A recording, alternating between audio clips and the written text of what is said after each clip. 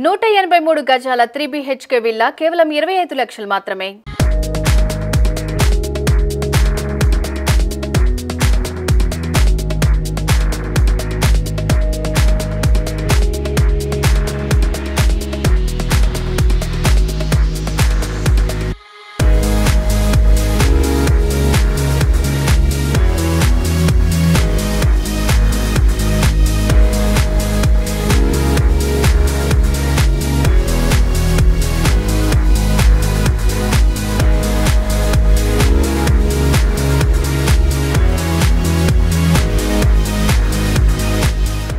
Welcome to Suman TV.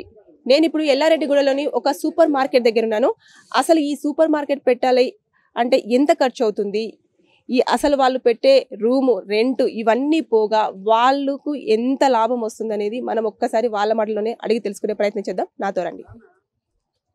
Hi అండి, అసలు ఈ సూపర్ మార్కెట్ షాప్ పెట్టాలంటే ఫస్ట్ ఎంత ఇన్వెస్ట్ చేయాల్సి ఉంటుంది, అసలు ఈ బిజినెస్ ఎలా రన్ అవుతుంది ఏంటిది అనేది ఒక్కసారి దీని గురించి పూర్తి వివరణ ఇవ్వగలరా? యాక్చువల్లీ ఇది ఏంటి ఇన్వెస్ట్మెంట్ చేయడానికైనా సరే ఫస్ట్ డేరింగ్ కావాలి. మనం పెట్టడం ఈజీ, కానీ మన స్టాక్ కొనేసి బల్క్లో డంప్ చేసేసినా కూడా ప్రాబ్లమే. అలాగని చెప్పేసి మనం స్టాక్ పెట్టి కూర్చుని బయట కస్టమర్స్ కోసం వెయిట్ చేసినా కూడా ఈ పోటీ మార్కెట్లో మనం ఎవరినైనా సరే బీట్అవుట్ చేయాలంటే మన దగ్గర ఏదో ఒకటి ఉంటేనే అవతలోడు వస్తాడు, లేకపోతే రాడు. ఫస్ట్ ఆఫ్ ఆల్ అందులో కార్పొరేట్ కంపెనీ అన్ని డిస్కౌంట్లు ఎక్కువ వస్తాయి. పక్క షాపులతో మనకేమో కంపల్సరీ ఒక దగ్గర నుంచి కానీ కస్టమర్ యొక్క మాట్లాడే తీరు విధానం బట్టి కానీ దానివల్ల మనకున్న మార్కెట్ రావడానికి చాలా టైం పడుతుంది. ఫస్ట్ ఆఫ్ ఆల్ ఆ టైం పట్టడం అన్నది మనకి చాలా ఎక్కువ టైం తీసుకుంటుంది. ఒక్కోసారి విత్ ఇన్ షార్ట్ పీరియడ్ త్వరగా ఎక్కడానికి మనం ఎంత కష్టం ఉన్నా మన తగ్గ ఫేట్ని కూడా అంతే విధంగా రాసిపెట్టి ఉండదు కదా సార్. అది జాబ్ అని, అది బిజినెస్ అని, ఎనీథింగ్ ఏదైనా సరే. ఫస్ట్ స్టార్టింగ్లో 2 lakhs పెట్టి ఇన్వెస్ట్ స్టార్ట్ చేస్తాం. మేము ఒక్కసారి మాత్రం ఇన్వెస్ట్ చేయలేము, మెల్లమెల్లగా మార్కెట్ చూసుకుంటూ ఇన్వెస్ట్ చేసుకుంటూ వచ్చాం. అంతకుముందు మేము పెట్టిన టైం దగ్గర 15 years అవుతుంది షాప్ పెట్టి.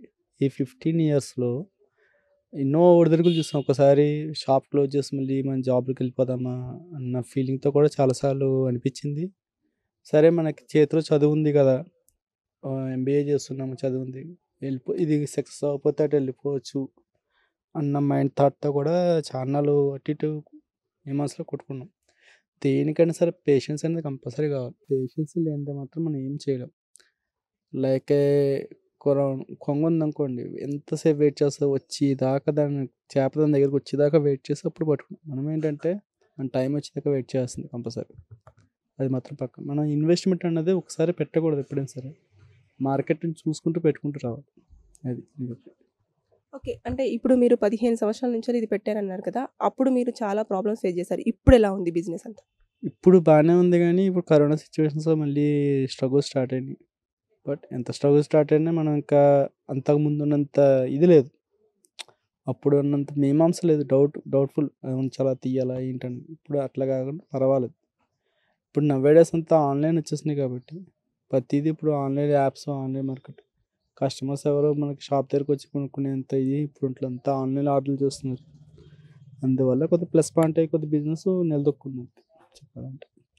ఓకే, అంటే మీరు ఆన్లైన్ కూడా పెట్టారండి? ఆన్లైన్ మన యాప్ ఉంది, యాప్ ద్వారా ఆన్లైన్లో మనకి మార్కెట్ నడుస్తుంది. మన షాప్ దగ్గరకు వచ్చే కస్టమర్లు కాకుండా మనకి లాంగ్ ఒక 15-10 kilometers రేడియేషన్స్లో ఉన్న వాళ్ళు కూడా మనకి ఆన్లైన్లో ఆర్డర్ పెట్టి తీసుకుంటారు. మనకు ఇదంతా మెటీరియల్ ఎక్కడి నుంచి తీసుకొస్తారంటే మొత్తం ఇదంతా కూడా హోల్సేల్ మార్కెట్ నుంచి తీసుకొచ్చింది మొత్తం. షాప్ పెట్టిన కొత్తలో ఫస్ట్ రాగానే తర్వాత మనకు డిస్ట్రిబ్యూటర్లు వాళ్ళు వీళ్ళు అలవాటు అవుతారు. అది టైం పడుతుంది. దేనికైనా ఇన్వెస్ట్మెంట్ చేసినంత మాత్రం డిస్ట్రిబ్యూటర్లు వచ్చి పెట్టారు.